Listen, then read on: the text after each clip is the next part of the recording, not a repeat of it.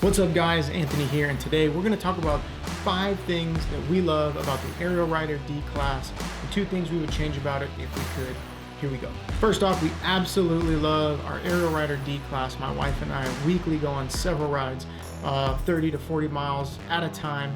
And so we want to share with you the top 5 things that we love about our D-Class. Starting with number 1 is the dual motor. On straightaways, I'm usually only running the rear motor. But when we gotta climb a hill or hit some sort of aggressive terrain, I love that I can manually kick on this front motor, which effortlessly carries us up even really aggressive hills. And if we just wanna go super fast on straightaways, I love that I can kick this into overdrive by activating the second motor and easily hit a cruising speed of 30 to 35 miles per hour. Number 2 is the Tandem Capability. I primarily ride this bike with my wife, always on the back. And the dual motor power, we just have zero problems getting up hills, going long distances. Riding tandem does not strain this bike.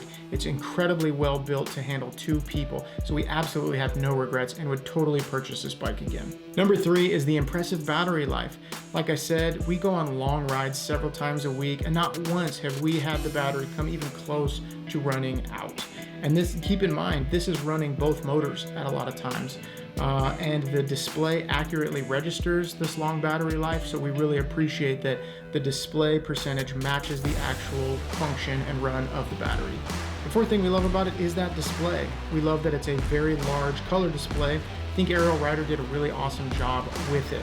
I love how you have the bright, colorful display, especially at night. That's really helpful. It shows your miles per hour, it shows how many watts I'm running, accurate battery percentage, and I love that it tracks your mileage. So for the size and the position on the bike, I think it really works out great. I love that there's a bonus with a USB charger, so if we're out camping or off-roading, I can just plug my phone right into the front display, and then I'm charging my phone on the ride. Number 5 is the discrete battery position. We love that the battery is under the seat. It gives a lot of room in the open frame for other accessories, like the cup holder that comes stock installed, which is magnificent, and we use on every ride. But hiding the battery just makes for a cleaner overall look and practical design. We also love that it's seated in a metal cage under the seat. Unlike some batteries, they're exposed right in the front of the frame. And in the unlikely event that you crash or your bike falls over, at least the battery is being protected inside that metal frame. Now, coming up for the few things that we would change, number 1 is the pegs. Unfortunately, the first edition pegs on this bike are terrible.